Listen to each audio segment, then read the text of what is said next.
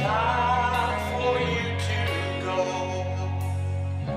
Looking for your wild soul. Wanna find a better way. Alone without me. I'm looking for a better way to spend my time. I'm looking for a better way.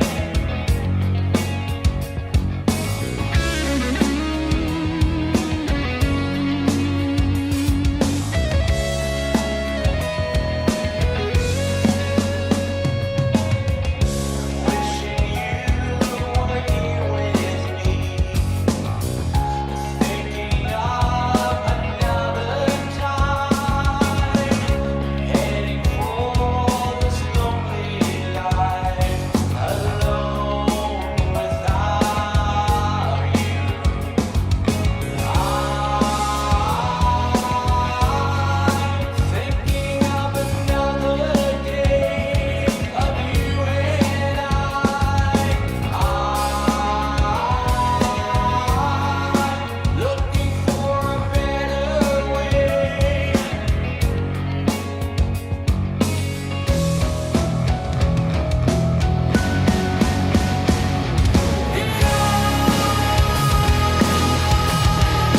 Wanna show you every way. It's not your time.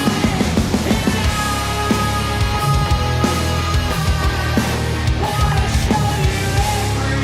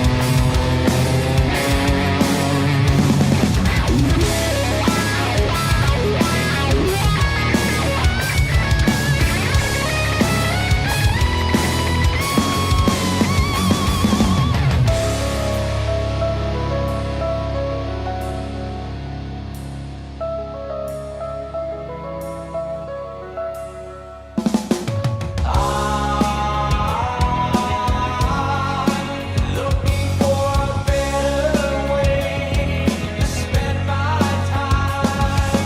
I'm looking for a better way.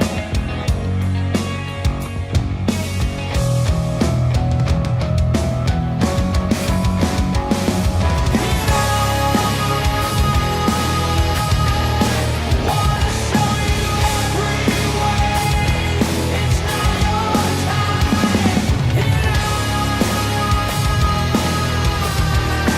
Wanna show you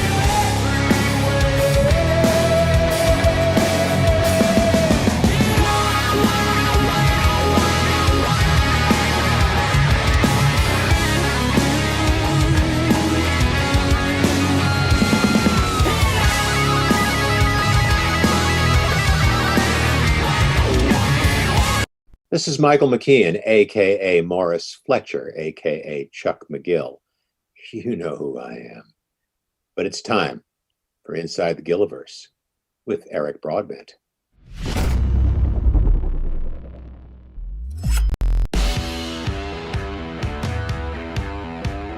You're watching Inside The Gilliverse, talking all things Breaking Bad, El Camino, and Better Call Saul. Brought to you by the Royal Baubles Collection at bobbleheads.com. For all your favorite characters from The Gilliverse, shop the Royal Baubles Collection at bobbleheads.com. Also brought to you by Rode Microphones, the official microphone supplier of Inside The Gilliverse. See their entire lineup today at Rode.com.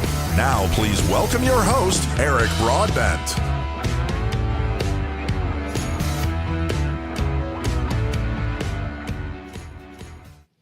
Good evening, everyone, and thank you for joining us for this very special Inside the Gilliverse edition. It's been almost 3 years where we're talking Breaking Bad, Better Call Saul, and El Camino, and tonight we're going to be doing something completely different, something I watched as a kid, got scared a few times, and I don't know a lot about it, but we're going to learn a lot about it tonight, the Twilight Zone.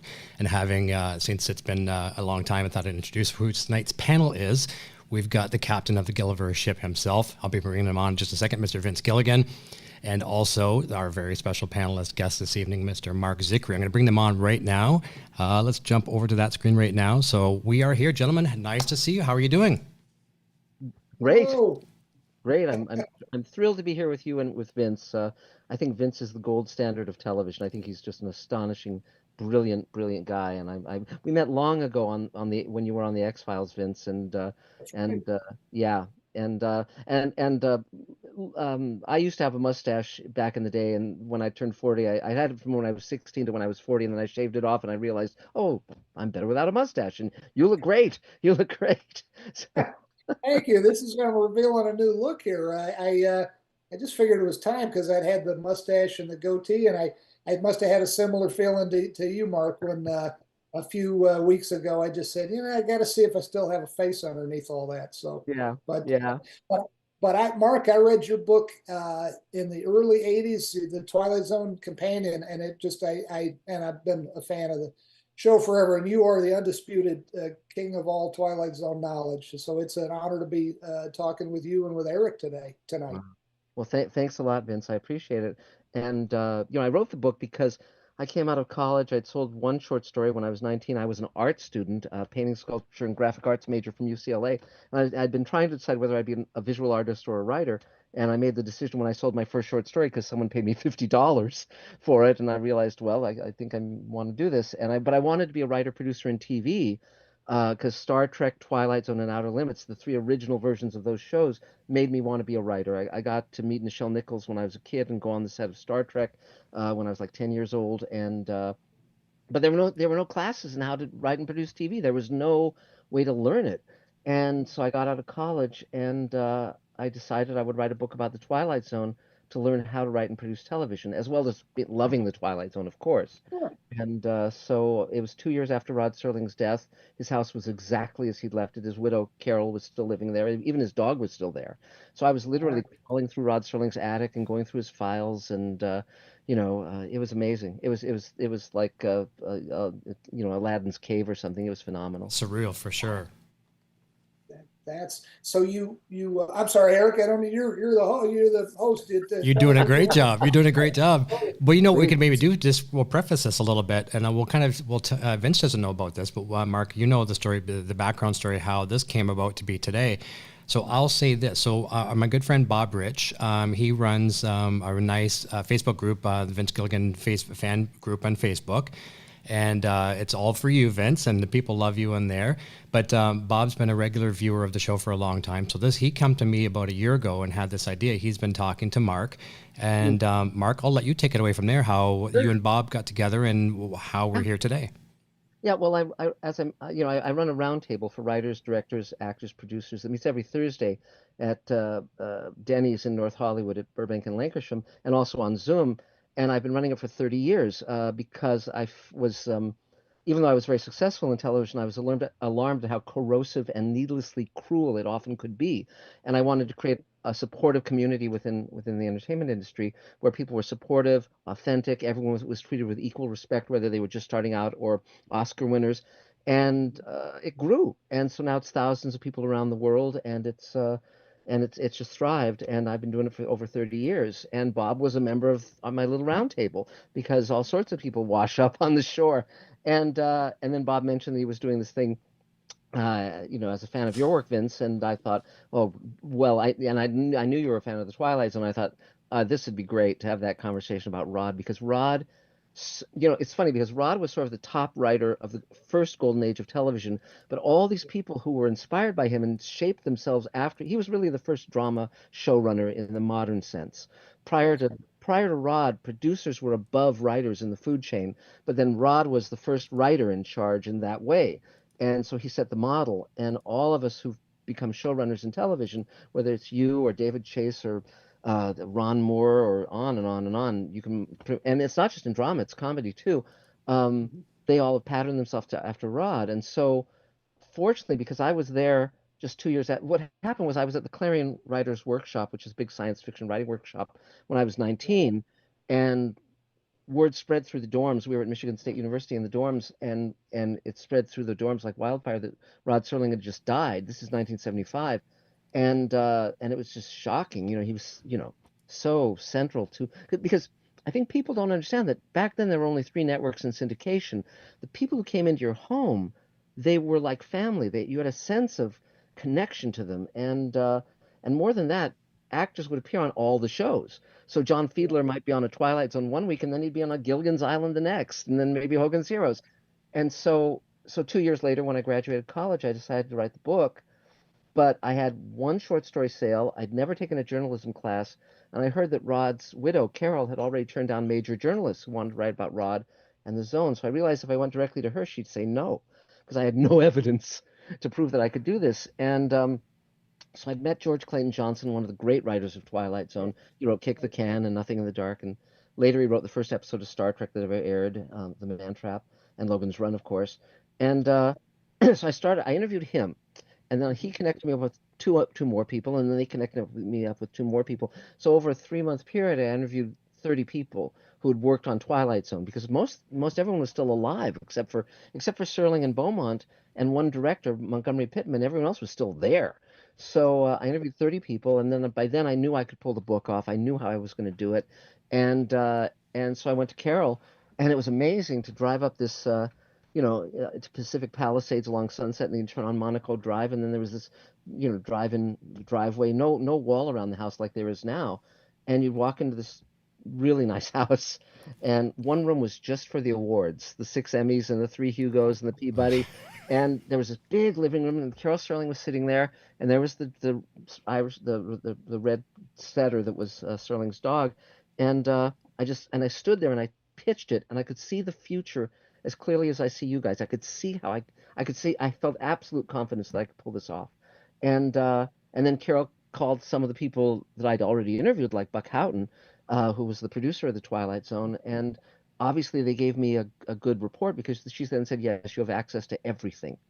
And so I spent 5 years writing the book, but at the same time, the next year I broke into writing for television. So I was writing for TV while I was also writing the companion.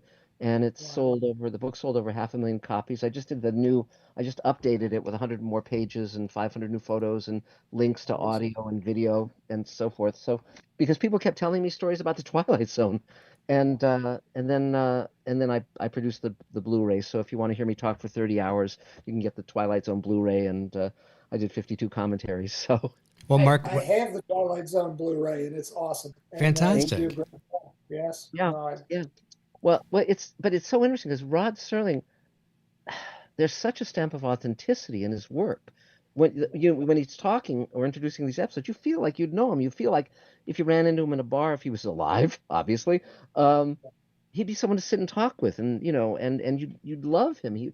And it's very interesting. When I interviewed Burgess Meredith, when I was researching the book, he said, like most good writers, Rod listened more than he talked. And I thought, wow, that's very interesting. He didn't need to be the center of attention. He wasn't this big ego walking into the room. He was just joyful. He loved what he was doing. There's a good question coming up here in a little bit. I'll have a lot of these. Actually, all of these questions we're going to have this evening are from Bob himself. So he's made it very easy on me. But I got a question for you, Mark. I have this concern that Bob's going to break my legs with a baseball bat and keep me in bed for for the rest of my life. But okay. Yeah, kind of a misery moment, right? Yeah, exactly. Yes. So this isn't a written question. This is something like I've discovered myself doing Gilliverse before. Like I'm a fan of Breaking Bad, Better Call Saul, Camino, everything that Vince has done. But I mean, people thought I was like this walking encyclopedia of knowledge on the subject, and I'm far from it. Like I'm far from it. I know there's even some characters I dare say I don't even know their names if I was to go back into like some of the smaller characters or maybe just a cameo or something like that. So I don't know it all, and I would learn a lot from the fans. But do you ever find, as much as you know, like you're an encyclopedia on the Twilight Zone, do you meet some of these people at some of the conventions and things, and like they'll tell you a story and like, oh, I didn't know that? Do you ever get that? Yes. Well, but and I assume you were asking me. Yes, correct. Yeah. You're the expert. Yeah. The fascinating thing is people who either were students under Serling or, well, Doug Hayes became a very good friend of mine. He was one of the great directors on Twilight Zone. He did Eye of the Beholder and The After Hours and The Invaders and The Howling Man, on and on. Phenomenal director. And he was also a writer and producer as well. He actually directed 15 pilots, all of which went to series. So when I knew him, he was still getting checks for Rin Tin Tin.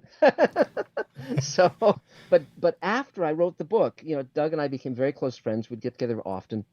And he said, on Eye of the Beholder, when I started directing it, we realized that we were going to run short because back then shows had to land on exactly a certain time because it was being broadcast.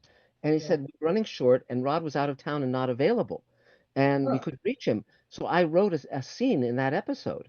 I said, really? He said, yes. There's a scene in the like break room where the doctor and the nurse are talking, and they're smoking a cigarette, and the doctor says, "I've seen under those bandages, it's a human face." Doug wrote that in Rod's style.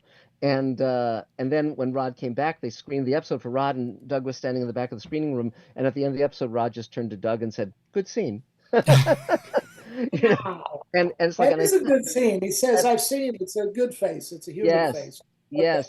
And so I said, Doug, why didn't you tell me that before I wrote the book? It's like, it's such a great story. And so one of the reasons I wanted to update the book, this new edition, is because people kept telling me these great stories. I mean, one kid told me that Rod would teach at Ithaca College and in upstate New York, and so everyone in the town would know him. So one time, this kid whose mom owns a shoe store walks into the shoe store, and Rod is looking in a mirror at himself, and he says to the kid, "Do you think I'm a tight ass?"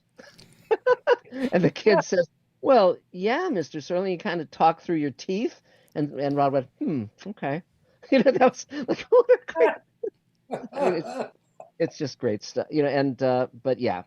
And so it's very rare that someone stumps me. Once I was at the Rod Serling Symposium in upstate New York, and someone asked me about what Twilight Zone reference was there in Leave It to Beaver, and I didn't know that one because I'd never heard of that. Okay. It's like just some piece of dialogue where they said, "Oh, it's like being in the Twilight Zone" or something. It's like, okay, great. That's, I don't think that's gonna ruin my life not knowing that. So there's no addendum to the book needed for that one. Not for that one. I think you'd be safe. Mark, you said a minute ago too, you're talking about if you had the chance to talk to Rod today. I'll pose this question to both of you. This is way down the list on Bob's question, but it triggered a memory as soon as you said that. And I'll ask this question from Bob to both of you. If either of you gentlemen had the opportunity to sit with Rod Serling over lunch, what questions would you like to ask him? And Vince, I'll maybe start with you on that.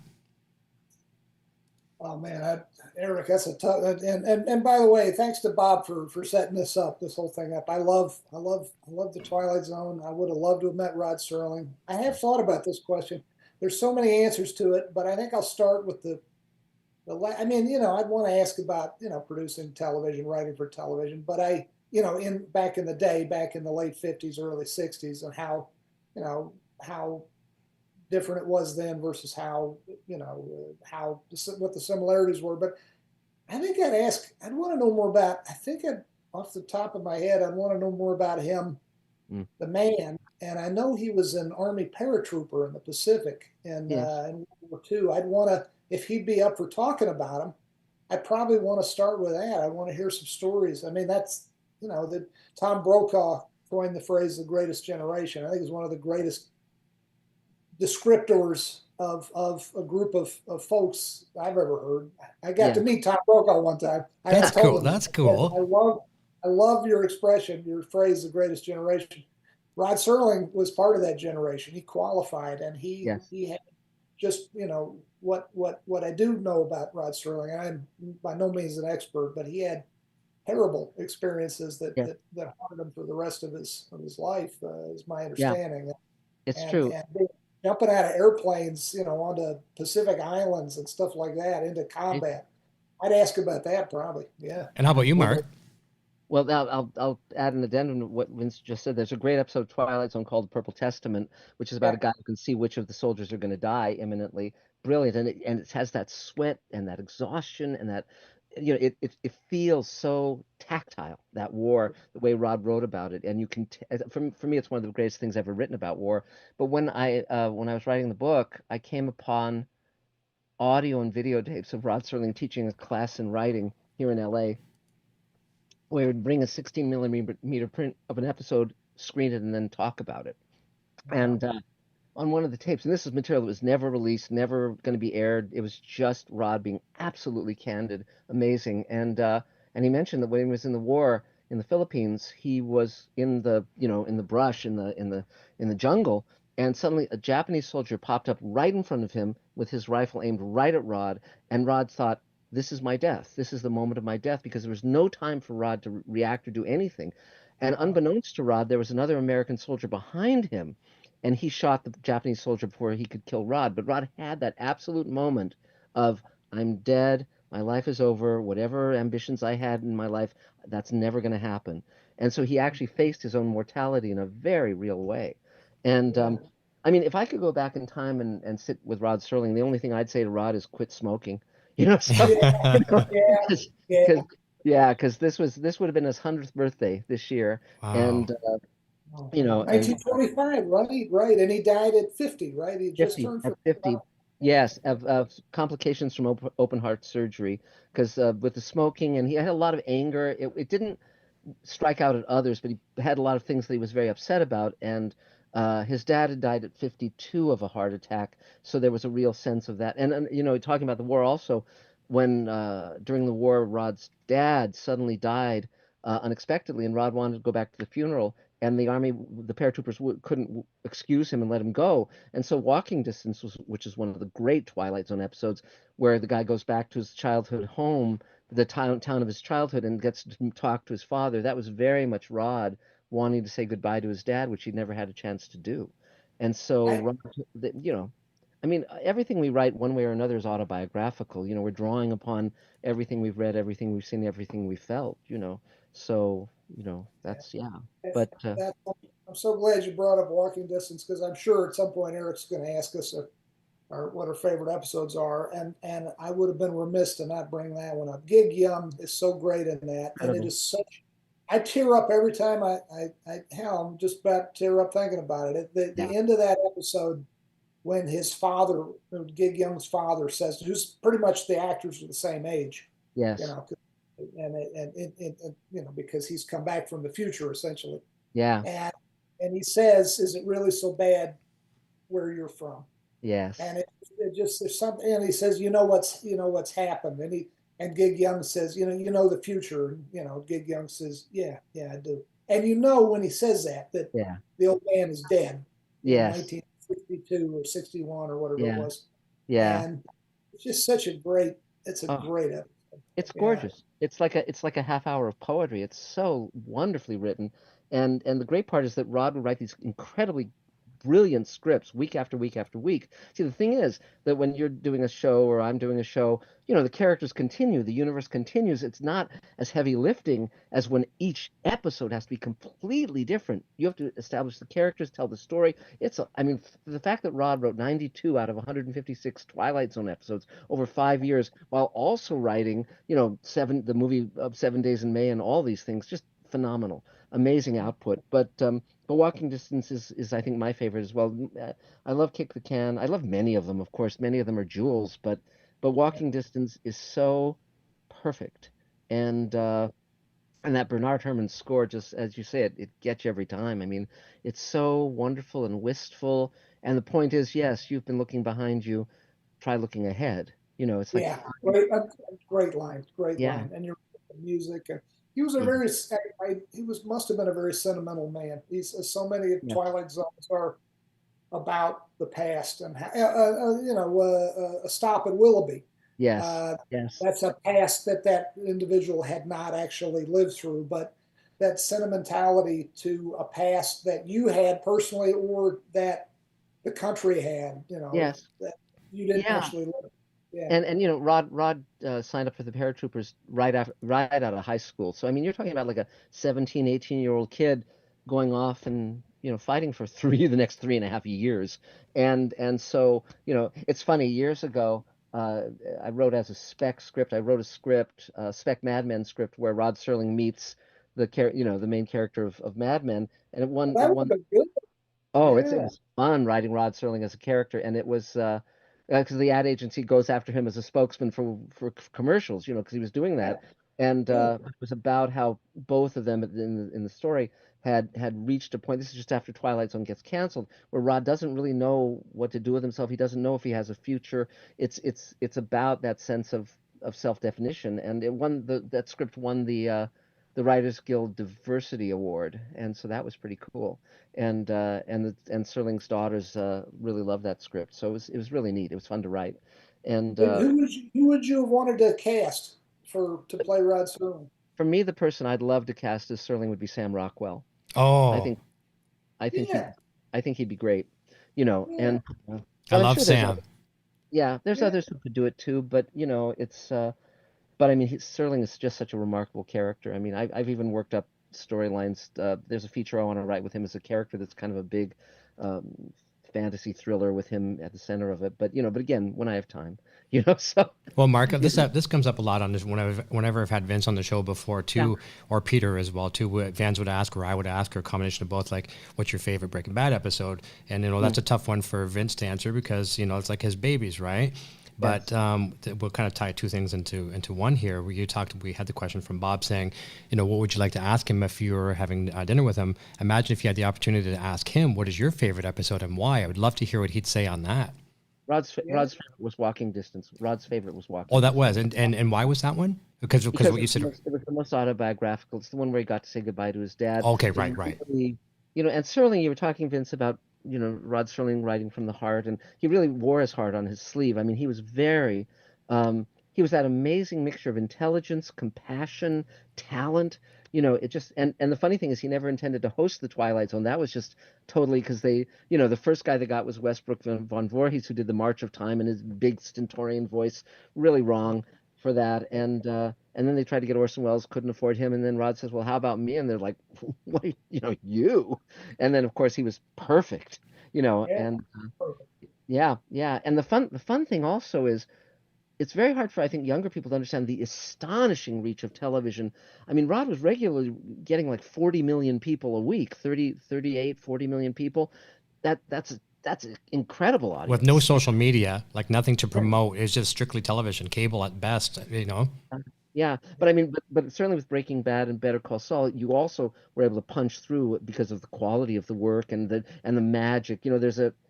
Anytime you make anything, there's a magic quality where it just comes together, and you've had that happen both on Better Call Saul and on Breaking Bad, where it's everything really comes together. Great actors, great writing, great directing, just phenomenal, and beautiful structuring of the show. I mean, I love that. Yeah. Thank you. But I tell you, it all, well, I mean, I was about to say TV, it didn't literally all start with Rod Serling, but he was the world's first, and what a brilliant writer, and the world's first celebrity showrunner, that's for sure. Yes. They probably coined the term for him. Yeah. And, well, the fascinating thing was, it's like the first 3 seasons, particularly, he had Buck Houghton, and Buck, when I interviewed Buck was an amazing guy, incredibly talented producer, and he viewed his job was to help midwife Rod's vision. That was it. He was never competitive with Rod. He was simply there to bring his skill set, as was George Clemens, the amazing DP. And Yes, right. And that was why when Rod did Night Gallery, he expected they would defer to him, and then they didn't, because that was a producer on that one who was like knocking back a quart of vodka a day, and didn't give a shit about Rod Serling particularly. And so Rod got some great scripts through, like they're tearing down Tim Riley's bar, but Yeah, there are yeah. so many other scripts that that would have been lovely to do. I was actually proposing a new show called Rod Serling's After Twilight, where um, they found, Rod dictated all of his scripts and his letters and his speeches and everything, and they thought those were all lost, and then they just found 1,000 of them, 1,000 hours of Rod Serling. And so I had this idea for a show called Rod Serling's After Twilight, where he would actually narrate the show from that material because he always Yeah. spoke in that amazing style. And then I found out that the Night Gallery scripts he wrote have reverted back to the family. They own them now. Oh, There's a great Twilight Zone pilot he wrote called The Happy Place that never got made. There's scripts from the 50s that he wrote that never haven't been seen since their live debut. And then we could also do scripts by the younger writers of now, and also maybe some stuff by Matheson and Beaumont and George Clayton Johnson that never got made. So I've been talking to Serling's family about that. So, but it's such a fun idea. I hope it happens. That sounds fantastic. It really, and Buck Houghton really was, as you said, must have been the unsung hero on that show, Yeah. because that show, and you again, I defer to you. You know way more about the way it all got made than I do. But my inkling is that Rod Serling was, very much getting the scripts, getting the scripts squared away. And I remember my grandfather back in Richmond, Virginia, who I think he more than anyone turned me on to Rod Serling and the Twilight Zone when I was just a little kid. Hmm. But he said, I heard a story that anytime Rod Serling accidentally dropped his pencil, it put him 2 weeks behind. Oh, geez. Well, So Rod is banging away on the script. So Buck is the guy, as much as anyone probably, who, I mean, Twilight Zone. One of the unsung wonderful things about the show is it looked so cinematic. It was yeah, so. It looked like no phenomenal. other show on TV from that era, Yeah, and that must have been Buck and George Clemens, as you said, yeah. and production folks. Well, Yeah, Buck was brilliant in the fact that he also said casting directors is as important as casting the right actor. So he would yeah, choose the directors for the content of the material. So Eye of the Beholder, he knew was going to be a monster in terms of having to make it where you wouldn't see their faces until the end. right. And Yeah, so that was where he got Doug. He chose Doug Hayes to direct that. But Rod was very involved on the production side as well, but in a different way. The way it would work is Rod would get up in the morning. He'd lounge by the swimming pool, this Olympic-sized swimming pool back of the house. The guest house had been converted into an office. And there was one wall. It was when I went there. There was one wall that was entirely science fiction paperbacks, all from 1960. Many of them never even opened. And on the inside front cover, there was a stamp that said "Property of CBS." Oh, wow. So it's obvious that Rod had said, "Send me every paperback, every science fiction book that's coming out." So, but Rod would lie by the pool, and he would dictate his scripts. Once he started making real money, initially he was using a typewriter, but by the time he'd succeeded with patterns, and maybe around the time of Requiem for Heavyweight in '57, he had enough money where he could dictate, and then the secretary would type everything up, and it freed him. But it's interesting because Matheson said, he tried it once to dictate a script and he couldn't do it. It's a very, very, very few writers can, and but Rod was I, able to. So he was able. it, That's how he was able to write so quickly because he would write. He would just lounge by the pool, dictate the entire script, playing all the roles, calling the shots, all that stuff, and then then the secretary would type it up and he'd make hand corrections. And then in terms of production, Buck Houghton was overseeing, like, he'd be in the cutting room, he'd be really timing stuff out, making sure there was enough cable on set, all that, the minutia. But right. Rod would be looking at the cuts and weighing in on production. And at one point, there was an actor they did an episode called The Mighty Casey. It was a baseball story. Yeah, I would play the manager. He looked really ashen. He's an old time alcoholic, but the agent said he wasn't drinking anymore. And then, but Rod was saying, well, there's something clearly wrong with him. And they finished shooting on a Friday, and that Monday the guy dropped dead from a heart attack. He was suffering an incipient coronary.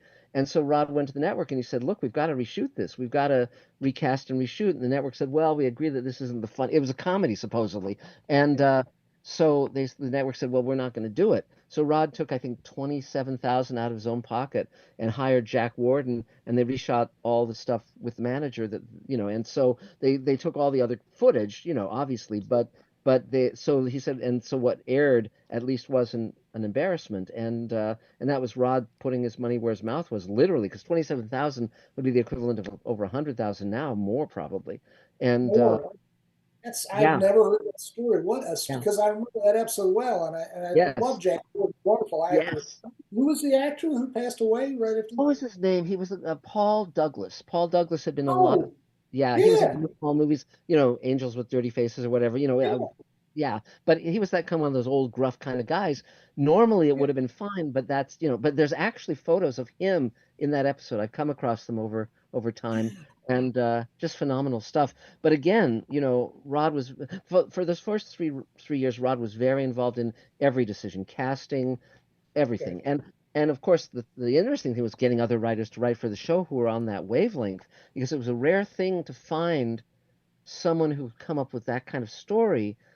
There were a lot of prose writers, but then finding someone who could also write television, it was. And so initially they threw open the gates for unsolicited submissions. They got like 5,000 submissions. They read through 500 of them, and Rod said, well, there wasn't a good writer in the batch. They were mainly people who needed therapy. And so he called Ray Bradbury, Ray was going to be one of the regular writers on Twilight Zone. And in fact, when I was up in Rod Serling's attic, I came upon a box that was unopened, and I opened it. It wasn't labeled, and it was filled with scripts for Twilight Zone that were written but never made. And there were two by Ray Bradbury, and one had a little note that Ray had written on the front saying, "Hi, Rod. Here's the latest of what I think what will be many great episodes to come." It was giving the feeling that he was going to be one of the main writers on the show, and he only ended up writing one episode that was produced. That And thing, the body electric. Yeah, yes, yes, and yeah. but when Rod couldn't find other writers, he called Ray and he said, "I don't know enough about science fiction. I need some recommendations." So Ray said, "Come over to my house." And they went down into the basement where Ray's office was, and he pulled four books out of the shelf. One was by him, one was by John Collier, a British writer, and they did one episode based on a story by John Collier, and the other two were by two of Bradbury's proteges, Richard Matheson and Charles Beaumont, and they became the core. And one of Ray's other proteges was George Clayton Johnson, who then came aboard later that same season, and that's what happened. But I'd heard when I wrote the book, when I was in my early 20s, I'd heard that there'd been a falling out between Ray Bradbury and Rod Serling, because there was a mystery there. Why? Because there's so many Bradbury stories that would have been great Twilight Zone episodes. Yeah. And so I wrote to Ray Bradbury at the time, and he wrote me back saying, "I prefer not to talk about this." And neither he nor Rod ever spoke of it publicly, ever. And so I thought, well, that's just going to be something I won't ever find out about. And then years later, Ray Bradbury called me one day because he'd come across something I'd written that he'd loved, and he said, "You must come to the house." So I came to his house and we hit it off. And then for over 10 years, once a month, I would go to Ray's house and we would just hang out and talk about life and career and art. And it was just a dream come true. And I didn't tell him I'd written the Twilight Zone Companion. I didn't mention that at all because I knew he was pissed off on that subject. Finally, we became good enough friends where I could say, "Okay, Ray, tell me what happened between you and Rod." And he told me, and there was a lot of ins and outs of that, but the final straw that broke the camel's back is when Ray wrote "I Sing the Body Electric." He said to Rod, "You must not cut a word," and Rod said, "I won't." And and so then Ray had a big party at his house for the night that episode aired, because this is before VCRs. If you wanted to watch an episode, you either got a 16 millimeter film print or you watched it when it aired. And so Ray had a whole party with all of his friends at the house, and they had cut 1 minute out of it, and it was the minute that Ray had written the script for. Oh, It was the whole reason the story existed. And obviously it was cut for time. It was a production thing. It wasn't Rod trying to fuck over Ray Bradbury. But Ray was incensed, and he said, "Well, that's it. I'm done. I'm done. I'm done. I'm done." And That's a shame. That's a yeah, shame because I've been on the other side of that. The wonderful magician Ricky Jay, yes, who I knew a little bit. God rest his soul. Brilliant historian of magic and magician, and I co-wrote, I think, an episode of X-Files that he was in. And he said to me, he did the cups and balls routine in the teaser, and he said to me, You can't cut a second out of this because Hatter was written by David Mamet, and you Right. got to show it, and you got to do it uninterrupted in one shot. And I didn't shine him on. I said, Ricky, there's no way I can promise that this show has to deliver at 44 minutes, 26 seconds, and 12 frames, or literally two Yeah. frame on Yes. ad supported network TV. And there's no way I could promise that. Well, you got to show it in one. And I said, we can't promise I can't promise you any of that. It's not the way network TV is Yeah. done. And I said, and no offense, but we have such CGI visual effect magic trickery now that I could do the cups and balls routine Yeah. in a wonder, Yes. without any training whatsoever. We could animate, make the the balls disappear, reappear. I said, everyone knows it's you. You're a genius. Everyone knows you're really doing it, even if we had to Yes. cut it. But I don't think it was never the same after that. No. I'm no offense to Ray Bradbury. I got to take Rod Serling's side on that Well, because sure. Of he course. wasn't even in charge of the final cut. I'm sure it was Yes. CBS and the sponsors. I'm sure. Yeah. So Well, also, TV goes so fast, and Rod was writing at such a furious pace.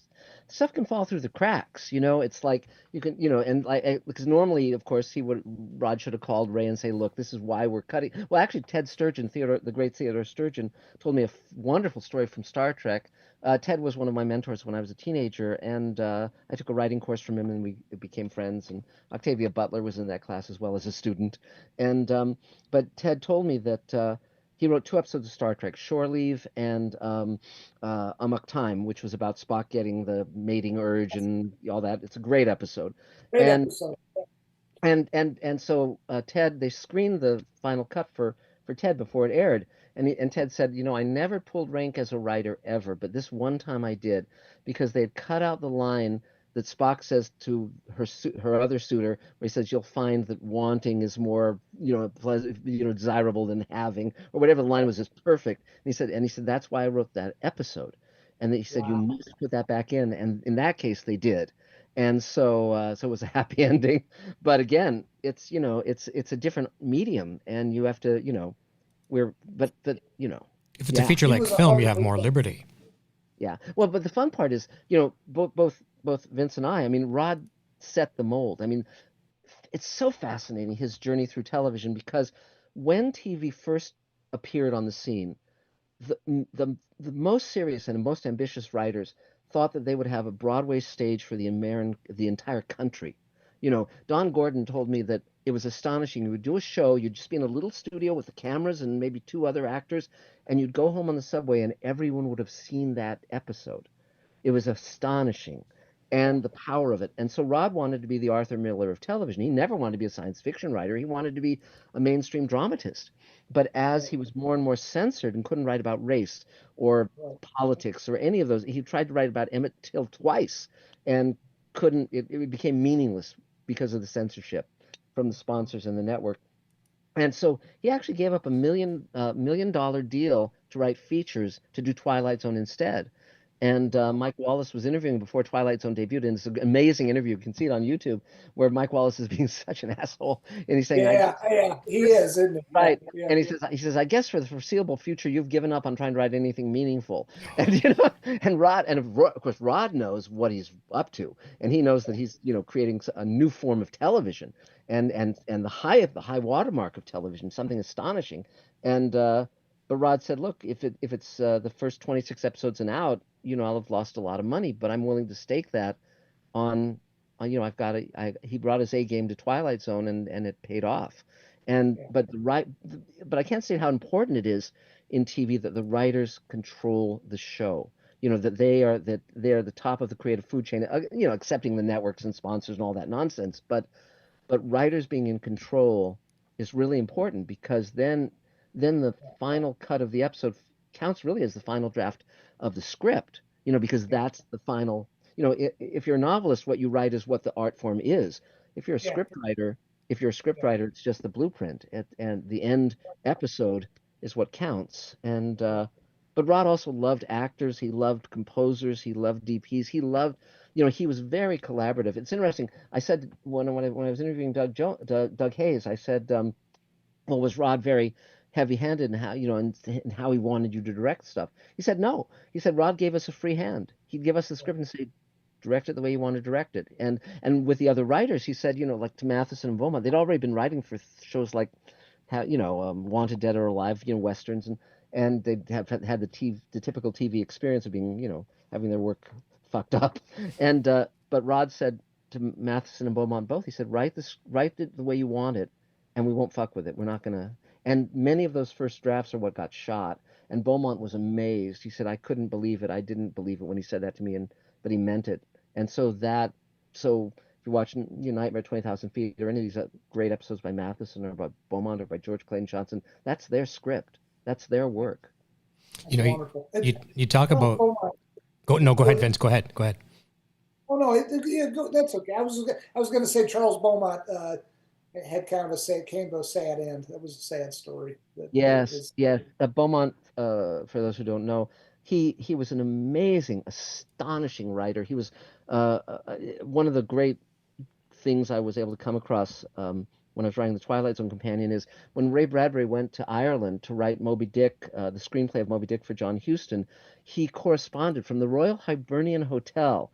He corresponded with Beaumont, teaching Beaumont how to write. It was like Beaumont would send him a short story, and then Ray would write back saying, here's what you need to do with it. And like he'd say, squeeze it down until there's not an extraneous word, things like that. And so I have this thing about this thick of letters between the two of them as Ray Bradbury is teaching Charles Beaumont how to write, and just phenomenal stuff. But Beaumont was this, amazing writer. And but when he was about 33, he started to seem kind of off. He started to be slurring his words, and it turned out that he was starting to suffer from presenile dementia that ultimately killed him when he was 38 years old. And so the last year and a half of the credits on Twilight Zone, he was able to get the assignment, but he couldn't write the script. And so his friends essentially ghost wrote the scripts for him. And like Living Doll, which is the Talkie Tina episode, it's credited Beaumont, but it was actually plotted by Beaumont with Jerry Soule, who was one of his friends, and Jerry Soule wrote that entire script in a day. And it's a great episode. But until I wrote the Twilight Zone companion, no one knew that because they had kept a lid on it, because obviously they didn't want to, go public with that. But finally they talked to me about it. So I was glad to be able to credit people with the work they had done, and it was tragic what happened to Beaumont. Yes, I agree. You talk about TV being different back in the day, and like today it's so different. I can remember there's so many weird things I can remember and can't remember, and a lot of things are insignificant. And I remember growing up on a farm, we had an antenna. We had a real tall antennas. We didn't have cable or anything back then. And I, as I told you earlier, my closest metro to me would be Windsor, Detroit, right? And so in Detroit, we had. Do you remember the days of VHF and UHF TV? Did you? I assume you had that. Yeah. Your channel 2 to maybe 12 or 13 would be VHF, and then UHF would be whatever 20, 30, 40. And I can remember 2 American channels, a WKBD 50. I think I watched my kids' cartoons on Saturday morning on that one.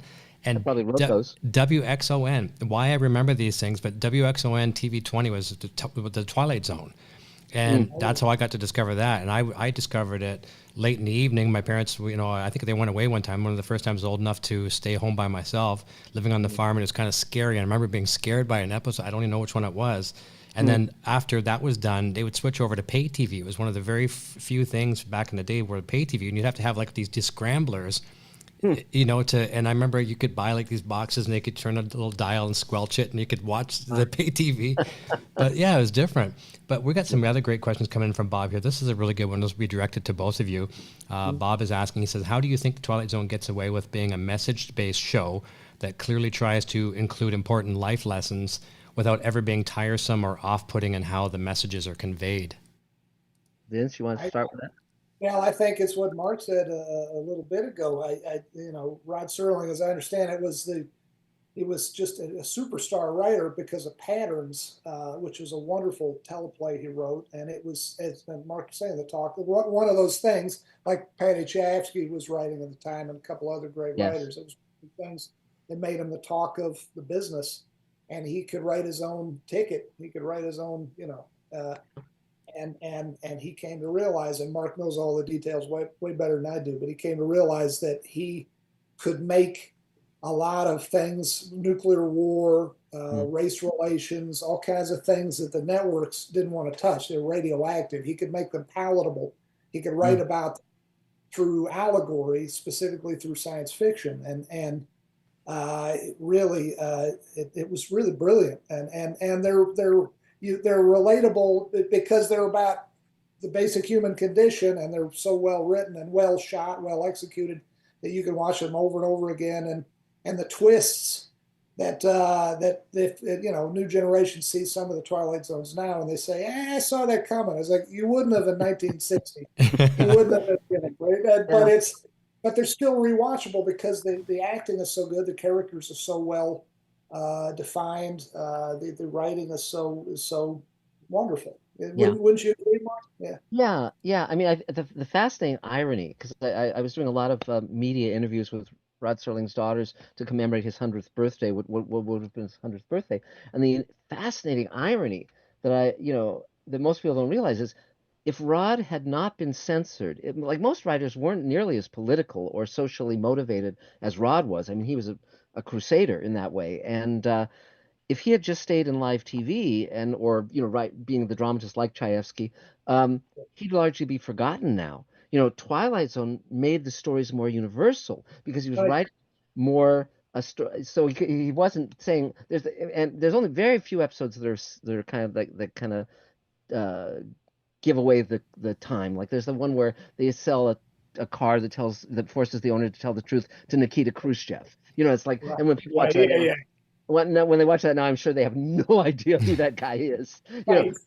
But the thing is, but for the most part, they were universal, and that's why they still are every bit as powerful. Because whether Serling was writing about banning books and all these things, riffing off Hitler and Joe McCarthy, well, now it can be Trump, and it just keeps going. Every age, it's the same issues of life, death, love, oppression. And Rod was a champion for the individual. He was strongly pro the individual against anything that enforced conformity. And but if he hadn't been forced to the Twilight Zone as his little escape hatch, he'd probably be forgotten, like Reginald Rose or Tad Moselle or even Chayefsky. Most people don't know who Chayefsky is nowadays, but everyone still knows who Rod is. Rod Serling. I mean, he's So, but the thing, I think it's interesting because there are two ways in which Twilight Zone significantly changed our world. One was via the audience and all the people who were their heads were just opened up by Twilight Zone, and their hearts were so moved by so many of those episodes.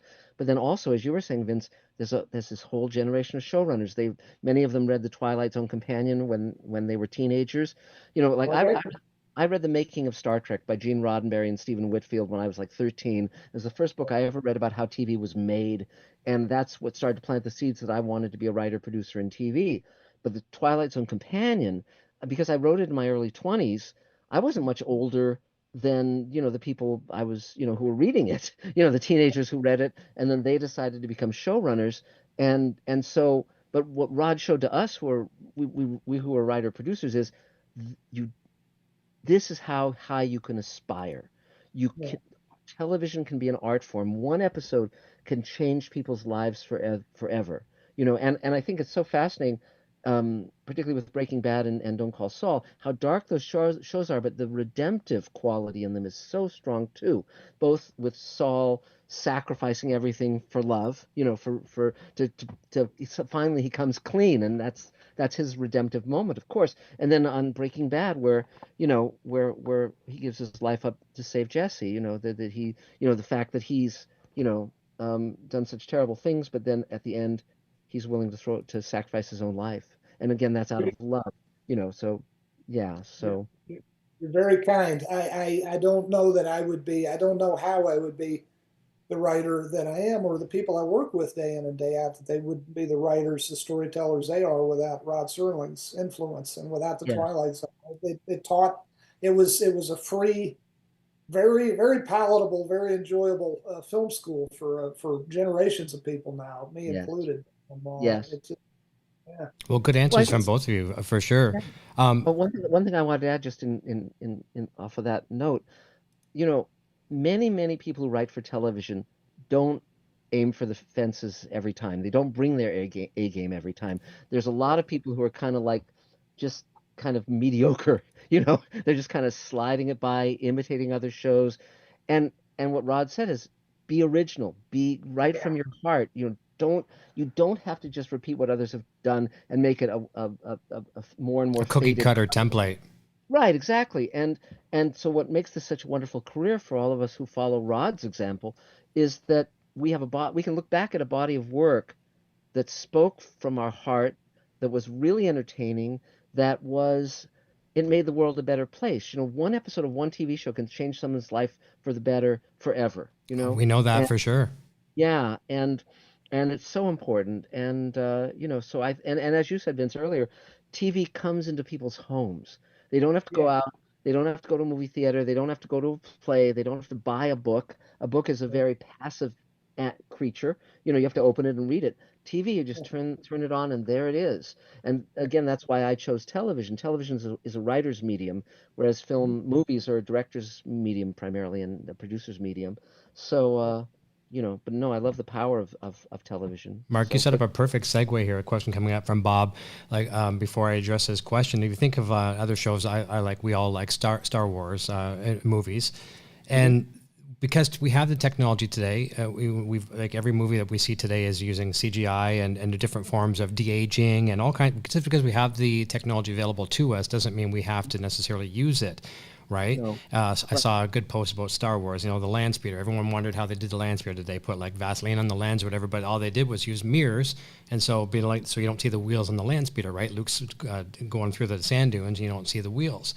So yeah, you didn't know cool. that? Yeah, I just learned that recently too. But yeah, and if you think about it, it's very cool. So that you're just seeing the reflection of the sand, and they suspended it just a long rectangular mirror right below the land speeder.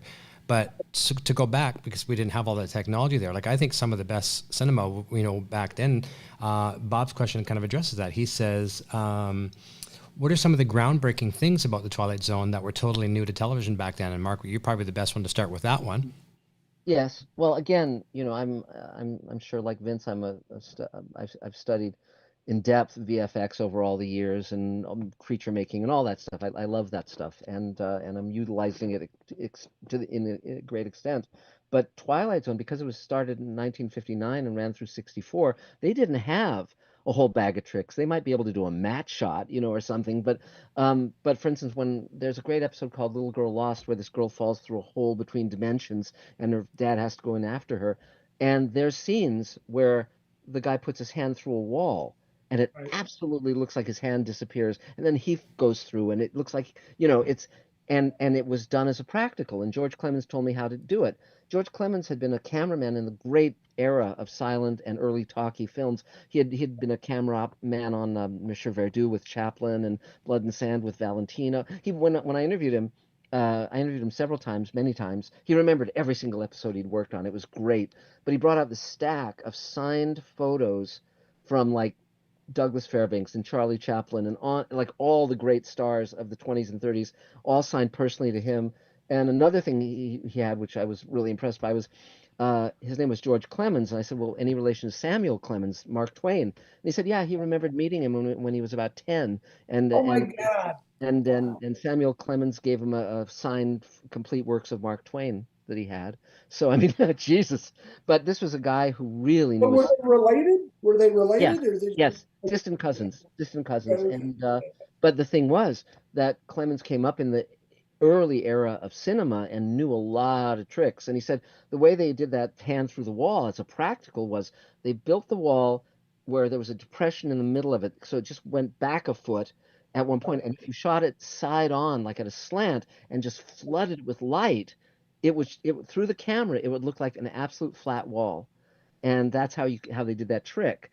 And he also did another trick in Long Live Walter Jameson, and also in The Howling Man. They have a makeup change without a cut, and the way they did it was he got that from the Ruben Mamoulian Frederick March Jekyll and Hyde, which he was an Right. operator on, which is you do the makeup in green and you flood the set with green light, and then you switch it on a dimmer to red light, and then it appears, and because you're shooting black and white, and so that's what they did, and it really sold it. So. So E- phenomenal. Even And old Charlie Chaplin stuff, you know, on roller skates yes, up in the upper balcony, and they've got like different things, different layers yes, in front of the camera, depth yes, perception. that's Mark, right. this is something you'd really appreciate. This is something right up Vince's alley, and he'll know exactly what I'm talking about in a moment. But we had the pleasure of having Marshall Adams on the show before a couple times. And I'm a big fan of practical effects, and I love it when you get to know how some of these simplistic things, like you're just talking about, are done. And he shared a story with us one time. You're looking like a nice scene in the desert in Albuquerque, and you're seeing the twinkle of the city lights. And if you just can't reduplicate those lights, what he did in a case like that, he almost made light bright.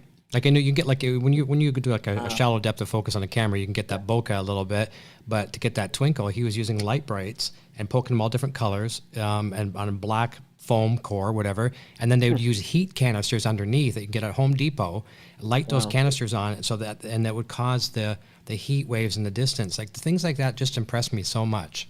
Wow. Well, it's funny. Oh, go ahead, Vince. What were you going to No, say? no, go ahead, Mark. Yeah, yeah. Well, I have my own studio now I was telling Vince, with 3 sound stages, and we're shooting this big science fiction show called Space Command. We're currently shooting hours 7 and 8 of the 12-hour season. And so the first 2 hours had 1,900 visual effects shots, which is insane, insane. And so for the next 2-hour episode, I thought, well, let's see how much we can do in practicals. So we built an entire gigantic alien spaceship and 2 8-foot tall creatures, practical creatures. And so so it's like, and it's every bit as much a headache as the CG was, but a different kind of headache. And but still, I love this whole bag of tricks. It's so much fun. And I've got concept artists and VFX artists working for me, and all the whole 9 yards. But it's interesting because editing, I mean, all of it goes hand in glove, from concept design to building those concepts into something that can show up on film, and then post production and all that. Everyone's working with everyone. It's fascinating. I love it. That's me. That's that really is a big something that the Twilight Zone gave us. Really is that, aside from the wonderful writing and the allegorical nature of the stories, and Yes. is the look of the show, and really, to add a little bit to what Mark was saying. Yeah, they must have had so little money Yes. back then, and they,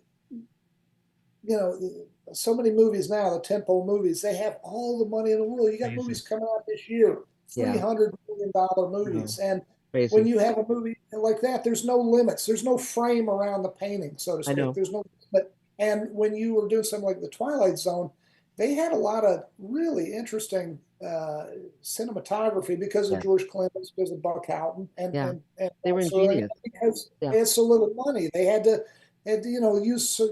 There's a lot of German expressionism, Yes.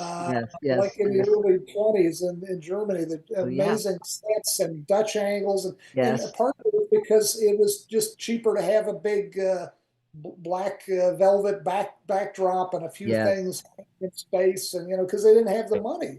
It was great, and of course, because they were shooting at MGM, they had access to everything that was ever made by MGM. So pretty much everything that was used in Forbidden Planet showed up on Twilight. So Robbie the Over and Robot, over again. Yeah. everything.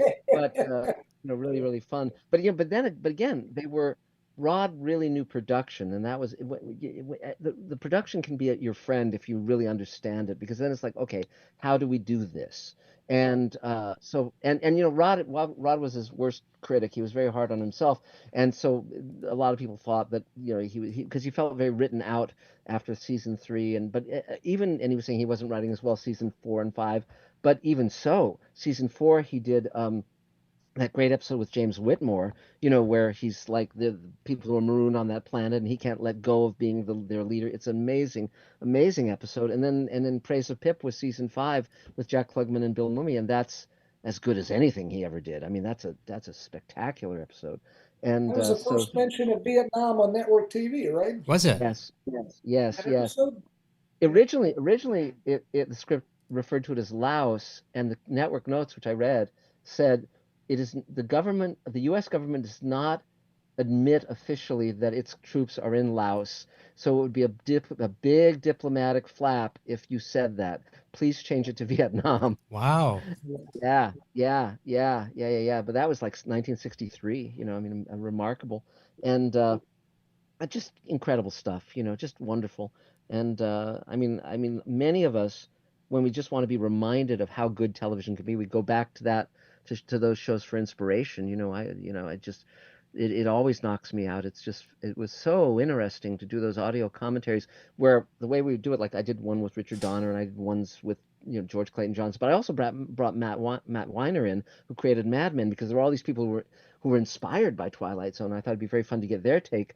And we would watch the episode first straight through and make notes, and then we'd watch it again and do the commentary. And just these episodes, so the batting average of Twilight Zone is so high. Yes, there's a few episodes that are not great, like the one with Carol Burnett, that had a laugh track, Cavender's Coming, but week after week, so many great ones. I mean, when you realize, like, oh, one week Rod writes Walking Distance, the next week he writes The Lonely with the robot that gets its face shot off, and the girlfriend. That's a spectacular episode. Then the next week he might be writing Willoughby, or it's just, I mean, it's like incredible. I mean, any one of those scripts would be the jewel in a writer's crown, and yet Rod had so many of them, phenomenal. You set up another perfect segue, and Vince, you've had the pleasure, and Peter as well too, working with Carol Burnett as well. But obviously, Yes. Yes, it was great. Great she in your went show. wonderful. One of my mother's favorites too. He is an international treasure, and that episode she's told me, I've asked her about it. She's told me that episode was intended to be kind of if I understood her right, kind of intended to be kind of a backdoor pilot Yes, of a it whole was. different series. It Yeah. was. That's why it had the laugh track, which is very peculiar. And then on the Blu-ray set I produced, we have it with a laugh track and without. But the weird thing is, without, they stop waiting for the laugh, and so the actors will say a line, and then they're just kind of like hanging Dead there. air. Yeah. It's very weird. It doesn't work. But there's great photos of Carol Burnett arm wrestling Rod Serling and winning on the set. So so that's really fun, and She he said he loved was her. a great guy. She said he was great. And Yeah. Oh, yeah. And he would often write roles for specific actors. I mean, he loved the actors, and just was, great with them. I mean, they loved working with him. He was just, because he had such incredible creative enthusiasm, and the other thing he would do that was very generous. We restored the coming attraction bits on all the episodes for the Blu-ray set, and it would be Rod on camera, and he would say, next week we have this great episode by Richard Matheson, or this terrific story by George Clayton Johnson. He would never say, we have a great episode next week that I wrote. He would never ring his own bell, but he would Yeah. always credit them. And when he won the second Emmy for Twilight Zone, he held it up on camera, and he named George Clayton Johnson, Richard Matheson, Charles Bowman. He said, come over to my house and we'll carve this up like a turkey. So yeah, what a generous spirit. He was just a really, really great guy, really funny, really Well, good. I want to ask you, because it's so great to get to pick your brain. I heard, and I looked it up recently. I could not find. I dreamed it, or did it, or do I have this fact correct? He would get his writers together in Westwood, which is just down the hill here in Los Angeles, and there was a famous ice cream shop, a local ice cream chain in Yes. Westwood Village. They had one of these ice cream shops, and he and these guys would get his writers together. They'd hang out and eat ice cream, and basically that was their ad hoc writers room. Is that correct? I haven't heard that story. It's possible, but Okay. there really wasn't a writers' room as such. Right. Matt, Yeah. all the writers were freelancers. Del Reisman was a story editor on the show, so he was dealing with the other episodes not written by Rod, but they would get together at parties and so forth. But Rod was it was interesting. I was talking to William F. Nolan, who was part of Beaumont's Circle. He co-wrote Logan's Run with George Clayton Johnson, and Bill said, Rod would try and be one of the gang, but it was really Beaumont at the center of that, and Matheson and George Clayton Johnson and John Tomerlin and all those guys, O.C. Rich, kind of like the spokes of a wheel. And they were kind of like these intellectual kind of fanboy, whatever. They loved Hemingway. They loved all these things. They would talk about it endlessly. Loved movies. And Rod would come in and he would like tell a joke, and it'd be kind of like a Rod Serling kind of joke. It would be more earthy, more. Rod wasn't from their tradition. He wasn't the same as them, and he couldn't really be. So he was never. They all liked him. They all I mean, everybody respected everybody, but he wasn't the gang like the other ones were. Okay. And so it was really interesting. And also, there was a problem because, for many of these writers, they've been writing for like a penny a word or 5 cents a word, or writing a novel for $1,000. And then there's Rod Serling earning like $80,000, or hundreds of thousands of dollars a year or whatever it was. He's wealthy because he's writing for TV. I mean, but you were asking about the budget of Twilight Zone. The first year pattern budget, I think, was $83,000 per episode. And they shot them in 3 days with 1 day of rehearsal. Yeah. 3 days with 1 day of rehearsal. Wow. Yeah. But there's a great story about Nightmare at 20,000 Feet because they shot that in an actual airplane fuselage on the soundstage. It had no wild walls. Oh, look at that. Nick I Cravat. even made the little. I made the little thing because it doesn't come with it. That's That's great. fantastic. I love it. But But I'm sorry, they shot it in yeah, a real. well, they were shooting Nightmare at 20,000 Feet on a real airplane fuselage, and it was the logistics of shooting it were crazy with that airplane engine and the whole thing. Nick Cravat flying in on wires and so forth. But they had planned a 3-day shoot, and at the beginning of the second day, they came to Richard Donner and said, the executives from Metro, and they said, we need to do pickup shots for a feature we're doing, so you can only have this for 2 days rather than 3. And so Richard Donner said, well, then we're going to shoot all night. And so they shot that entire episode in 2 days. And as dawn was rising, they shot that scene where they go out of the airplane with Shatner on the stretcher.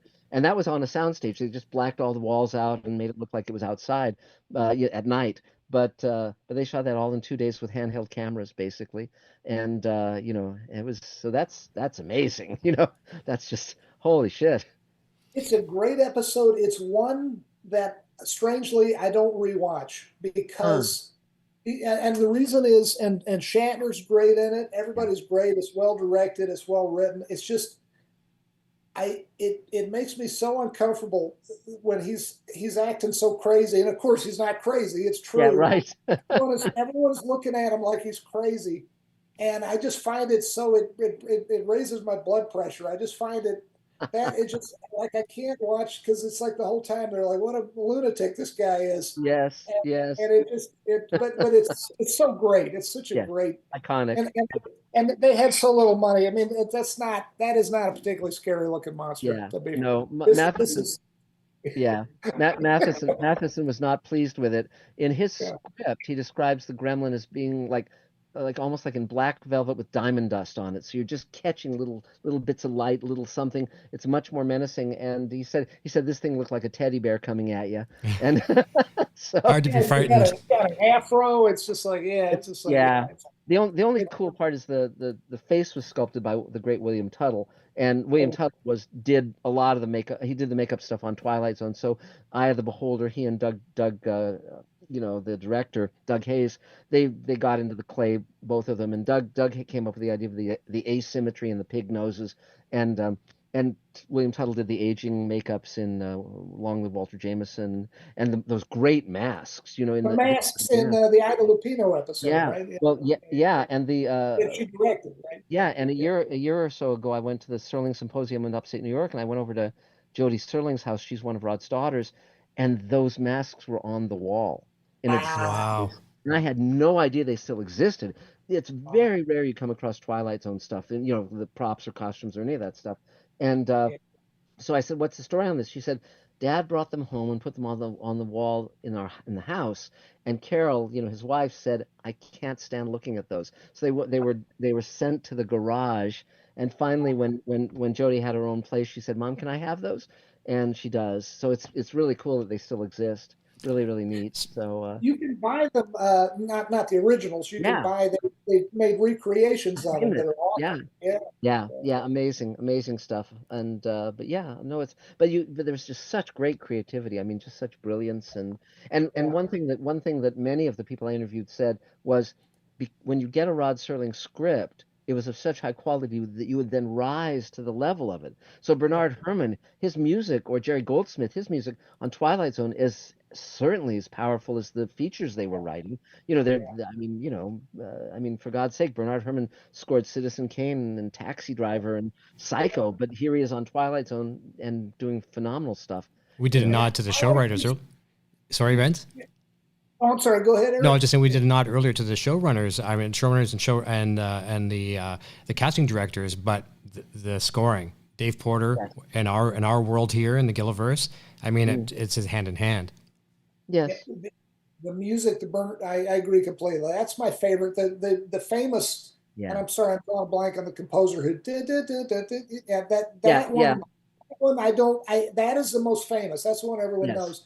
But the Bernard Herrmann score of the earlier seasons, that is my favorite. That's my favorite opening too. Yes. I could quote it once it starts. There's up ahead. Yeah. It's a middle ground between light and shadow, between science and fiction. And it lies between the feet of man's spears and the summit of his knowledge. I love that. That's my favorite opening. Well, it was very funny because Rod got it wrong the first time round. He said there's a sixth dimension beyond that which is known to man. And so then the executive, Bill Self said, Rod, I know what the first four are. What's the fifth? And so they corrected it to there's a fifth dimension. And and I actually came across other opening narrations that Rod did that they didn't end up using, like where he was just trying to do that opening Twilight Zone monologue. And so it's fascinating just to see Rod playing with all of that stuff. And just amazing. And, Rod had, back then they didn't have VCRs, so Rod had in his contract that he would get 2 16mm prints of every episode. And so in the garage, they were piled high like mountains of film cans. And I would take home stacks of them like this and put them on the projector because they had the original commercials and the coming attraction spots, and they were uncut. Or they, in syndication, they cut them down. And so that was just a revelation. But it's funny because as the seasons went on, CBS got a little more slapdash. So sometimes there'd be 3 copies or 4 copies of one episode and no copies of another. Or like with the hour episodes, there might be 1 reel of the 2 reels. So I saw, the parallel. I think I saw the ending of it, but not the beginning. Things like that.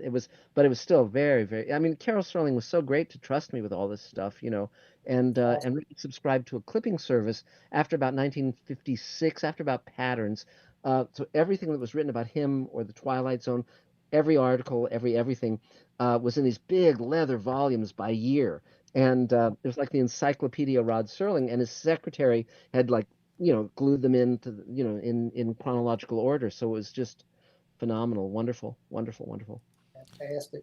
Did they, I can't remember now, did they shoot on 35 or did they shoot on, No, they shot on 35. They just bumped it down to 16 for him. Right. And then when we did the Blu-ray set, it was remastered, so we went back to the original 35mm prints. Nice. And I think we even went back to the negatives, the original negatives, and because they're gorgeous. I mean, the restoration's just gorgeous on them, and of course, it's the most beautiful black and white TV show ever made. It's just astonishing, Right. and yeah. Absolutely fantastic. Here's another question. This is really good as well, too, from Bob. He says, when certain TV shows, and either one of you can field this, when certain TV shows tried to recapture the feel and style of the Twilight Zone but didn't quite succeed, what do you think they may have missed or didn't quite appreciate about Rod's work?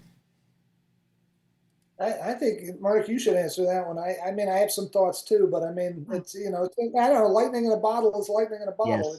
Yes. How would you answer that?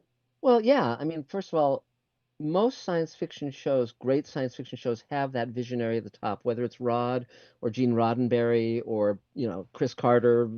I don't know what it was like to work with him, but certainly, you had that vision. Or Babylon 5 with Joe Straczynski, which I also wrote for.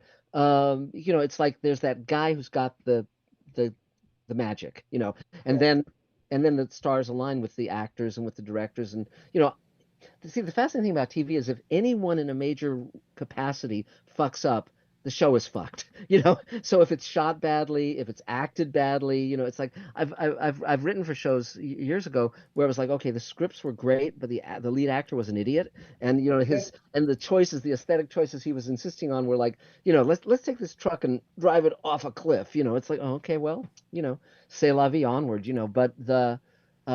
but yes, it was lightning in a bottle, and I think personally, I think that the most direct ancestor of descendant of Twilight Zone is probably Black Mirror, but it's a very dark show. Yes. But it's Yes. brilliant. It's brilliant. But Rod had a lot more compassion. Rod had I mean, he was the great part about Twilight Zone and Star Trek and Outer Limits, the original versions of those shows, was they were optimistic. They were cautionary, but they also said we can come together, we can create a future worth living, and we must not let go of that responsibility. We can make something better, and Rod was very much about that, as were, Joe Stefano on Outer Limits, and Leslie Stevens, and Roddenberry, and Harlan Ellison, and Dorothy Fontana, and all those wonderful Gene Kuhn, all those great writers on Star Trek. Well, I mean, the part of the thing that brought this all to me was that I started noticing that the writers on those three shows, Twilight Zone, Outer Limits, and Star Trek, were the same writers that I was reading their books, Matheson and Harlan Ellison and Beaumont and Bradbury. And so when I was a teenager, I went to conventions, science fiction conventions, and sought them out and got many of them as mentors. So it was like, science fiction has a great tradition of the established writers mentoring younger writers who then go on to mentor others. And so I was definitely a beneficiary of that. I'm glad you brought up Black Mirror, because that is the spiritual successor, Yes. if one that stands out above the others nowadays. But it's interesting, and I've met, and that is, and got to be in vastly large part of that is because of Charlie Brooker, who created Yes. it, who I Yes. got to meet years ago, is a brilliant writer and producer and Yeah. personality and everything over in the UK, and Yes. he really. But you're right. It's brilliant, but it is dystopic.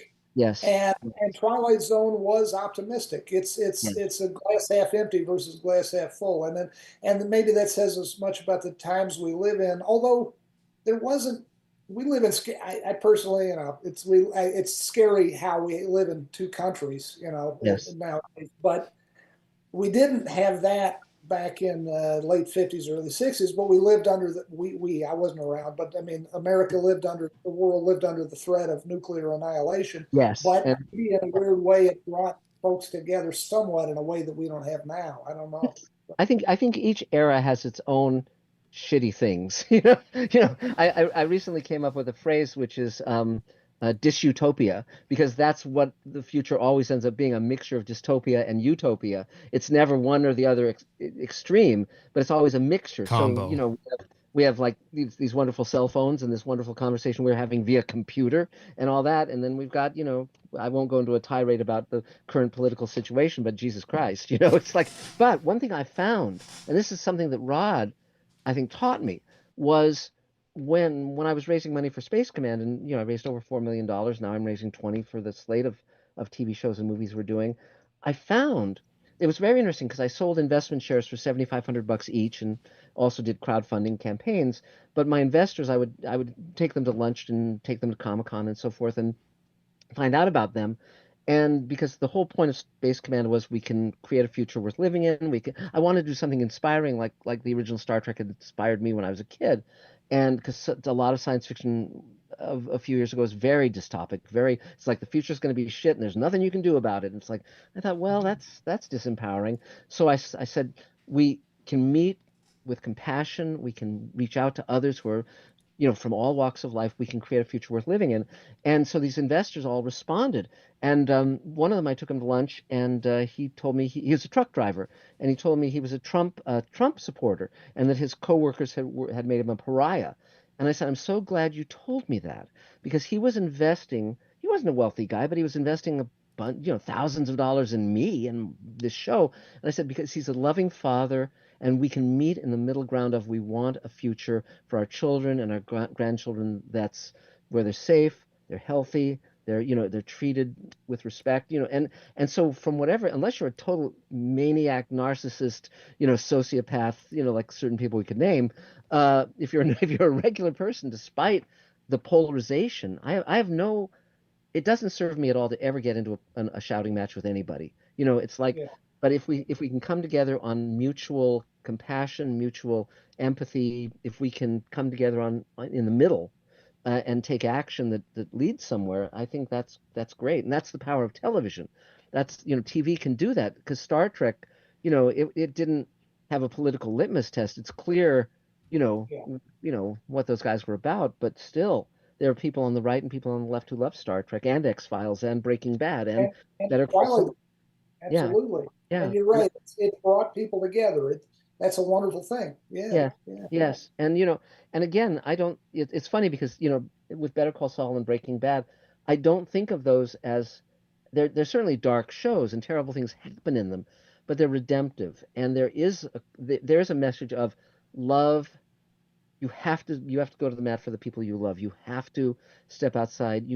That if you don't love anyone, then your life is worthless. It has no meaning. You have to, and so that's redemptive. And I find that an important message, and so, you can, I mean, certainly Serling was writing characters who go very much into the dark side sometimes, but, Yeah. you know, there's a moral universe, and it's fascinating.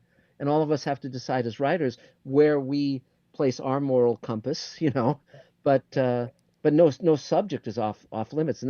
And by the way, Rod would love the fact that TV is so much more free now than it was in his era, that you can write about really major subjects, So yeah. It's so amazing. I watch so many different shows. I won't even name any of them. Just any show that's out there, and I had this countless. It's like the lead actor will say, I sacrifice everything. I've done everything for this family. Everything I do is for this family. And I keep going back to Vince and Breaking Bad and Walt. Yes. It's like Yes. you want to believe in this person, and he or she thinks they're doing such a good thing, but meanwhile, that's just their way of justifying what they're doing, this bad thing they're doing it for the family, Yeah. Well, one time years ago, I'm sorry, Vince. Go ahead, please. No, go ahead, Mark. Yeah, it's all good. Yeah. Years ago, I met a retired gangster, and he told me, Elaine and I drove 12,000 miles around the U.S. just interviewing people in small towns about their lives, years ago during one of the Writers Guild strikes that went on for 6 months. And so ultimately we said, well, yeah, let's see what this country's about. And I interviewed a retired gangster, and he said, when you ride the tiger, you go where the tiger goes, and so that's what happens with Walt, God knows. Good And line. yeah, yeah, yeah, yeah. And it's sort of like, you go into the darkness, but then, who are you and what are you? As Walt's family, separates from him, even though he loves them ostensibly, but he's lost himself. And then, but for Jesse, he comes back to that point of self-sacrifice because Jesse has also become a son in a way, even though Jesse's a very flawed character, but there is that connection. And even when people say throughout the show, people are saying, why don't you get rid of Jesse? Because he's a fuck up and he's a drug addict. And that's the smart position to take. Well, it And was an yet- option at one time too, wasn't it, Vince? Yes. Well, you Yeah, were well, actually, early on it was Yeah. until I got to know Aaron Paul, and I was like, no way, I'm killing this guy. right. But no, I'm sorry. Go ahead. No, please, you're But you guys are very sweet, and I could not, without saying all those nice things about Breaking Bad and Better Call Saul, I could not be more proud of those two shows. They're like children I never had. But I got to say it, Twilight Zone is more universal. I could not be more proud. I'm not taking anything away from Breaking Bad and Better Call Saul, but when you can make a show that 40 million people, 50 million people tuned into, how many it was, and it was a different time. There was only three or four channels back then. But when you can create a show that people are still watching 60 years later, I mean, Amazing. that's what I hope for Breaking Bad, but it's never, at best, I mean, we all hope for our work to live on long past the day we're no longer here. But Twilight Zone, it is more.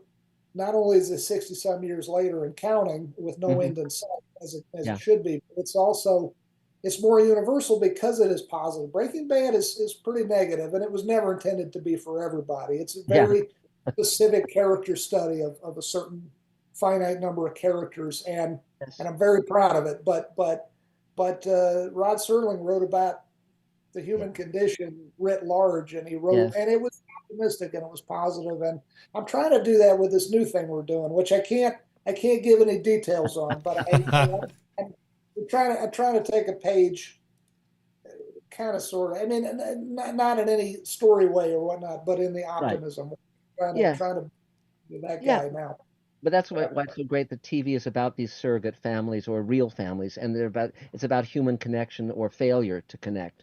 It's about the people, and that's something I love about science fiction. In the show I'm doing now, it covers 200 years in a future history with 4 families, so we get to see the repercussions. We've jumped between generations, and it's very, very fun to see that and see that.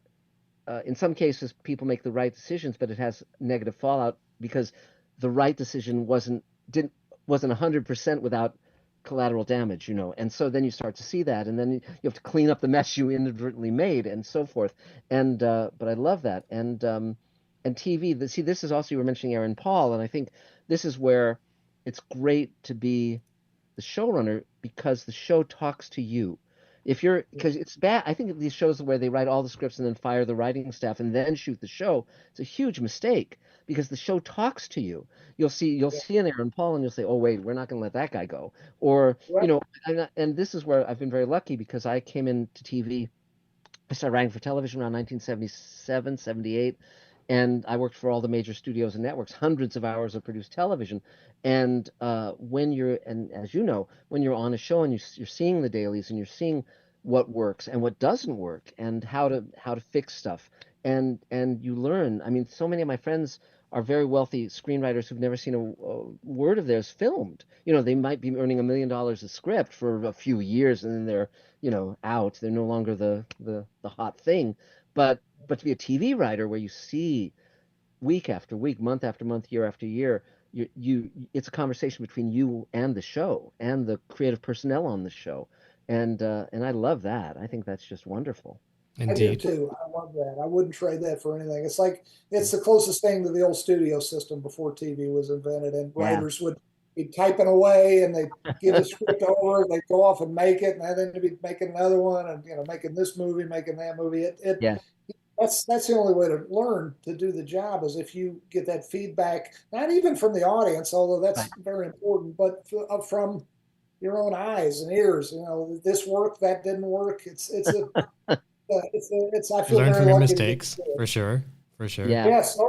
And you don't learn. I maintain you don't learn from doing things right. No. You don't learn from the mistakes. That's right. It's real. But I love the fact that as a writer, producer, director, there are many tricks that I can do that are really fun. Like for instance, I think in the previous episode, previous 2-hour episode, the one we're going to post on, I think there's 2 scenes in that episode that we didn't actually shoot.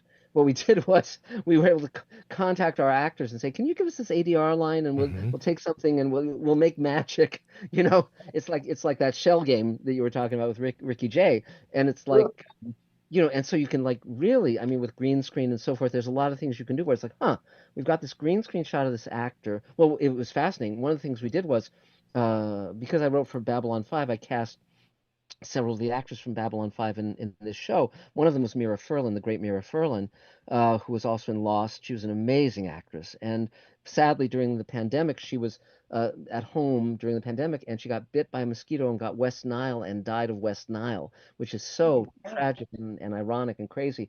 But we had initially intended for her to be a viewpoint character through the entire series. Now, suddenly she's gone. And so we had to write a heroic exit for her character utilizing, I didn't want to do an AI thing or any of that stuff, but we found some lines that we'd cut, some footage, and we were able to repurpose that to give her a heroic exit. And that was really, I'm glad we were able to do that. But there again, you never know what the fates are going to hand you. So fascinating. Gentlemen, can you believe it? We've spent 90 minutes here in the Gilliverse / Twilight Zone. That's fantastic. I told you it was going to be 60 minutes and 90 minutes, and that flew by. Didn't it feel like 30 minutes to you? That was fun. That's was absolutely fun. fantastic, Vince. Yeah, I well, know, I know you can't. We were told, and we know for sure we can't ask anything about your new show. But once it airs, would you like to come back and talk some more about it? And once you can talk about it, yeah. Absolutely. It is. I think it's out there that it stars the wonderful Ray Seahorn. I Yes, think that I don't think I'm giving anything away no, with that's that. common knowledge. Yep. she's And great. I can't wait for people to see it. She is so good in it. We are. I can't say anything about the specifics of what it's Nope. about, but I can say that we just yesterday, last night, 11 p.m. finished up sound mixing the first episode, Wow. and we're editing episode 8, I think, and I think it's going to be 9 episodes. I think I can say that much, but I could not be more proud of it and the work that she does in it. And we have some other actors I'm not supposed to name yet. There you go. But they're all tremendous. I know what we'll And do. Ray's been very good to us in the past too. She's come on 2 or 3 times. I think she came on once before we even had this, as it's called, the Gilliverse, on my Rock Shop live show. And I think she came on another time with Tom. And then she was when I retired from this 3 years ago, Bob and Ray were the last 2 guests simultaneously. So that was kind of nice. And Bob, believe it or not, you've worked with him so much, but Bob can sometimes have verbal diarrhea. And he actually gave the ending out live on our show. Kind of. And people are like, oh, you know what I mean? I didn't know that. Yeah, he did. But it's great. I got some great reviews out of it. He made me rich for a day or 2. But no, but I'll reach out to your people and Ray's people and have you both on at the same time when we can. But Mark, before we say goodbye to you, so a big thank you to our producers, Karina and Bob, for putting this on. And they've assembled some great links of all your stuff Yes. where they can find you. But I'd like you to just verbally tell us where people can find out more about you and so on. The best way to check out what I'm doing is I have a YouTube channel called Mr. Sci-Fi, so that's SCI-FI, and my email is marczicree@gmail.com. Obviously, if anyone wants to invest in any of these crazy things I'm doing, they're welcome to. But or if you want to come to the set and watch us shoot, we're going to be shooting June, July, August, and onward into the fall.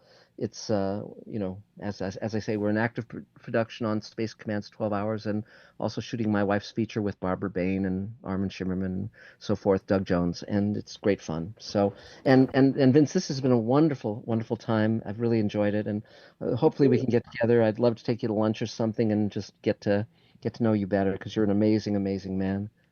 Well, thank you so much, Mark, and I appreciate that, and best of luck with the amazing. You got you're like you're your own kingpin. You got your sound stages, and I'm very impressed. It sounds like you're doing amazing stuff.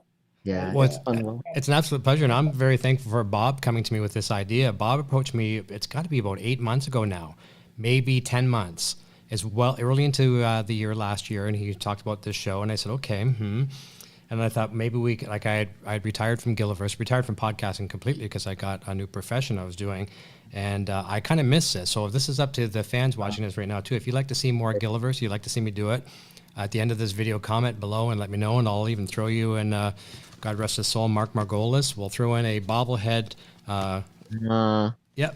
Hector Salamanca bobblehead. I'll send that out to one lucky viewer. So comment down below, like and subscribe, and I'll randomly choose and send it out to you.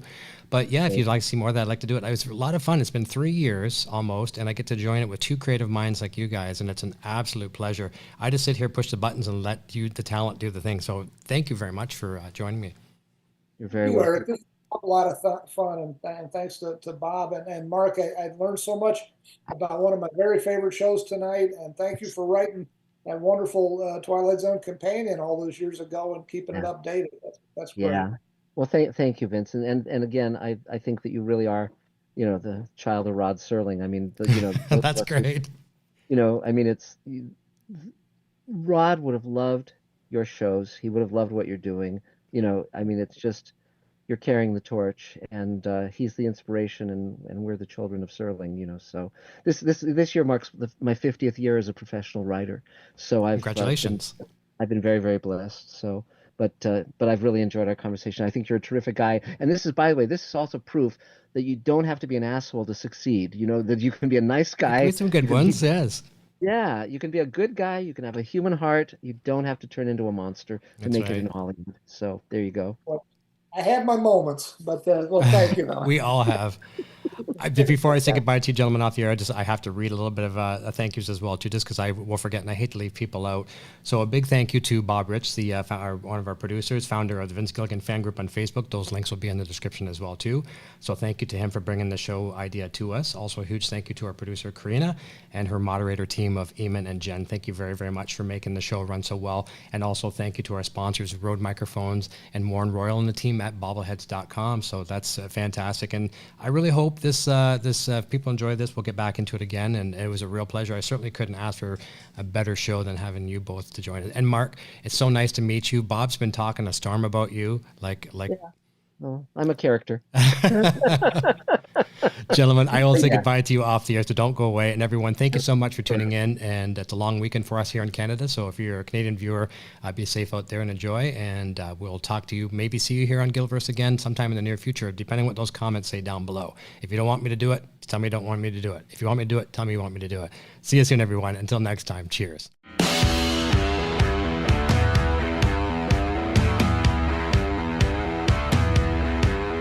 Thanks again for tuning into Inside the Gilliverse with Eric Broadbent. Be sure to check back each week for more great discussions and interviews with cast and crew from Breaking Bad, El Camino, and Better Call Saul. Please like, subscribe, and share this video with your friends.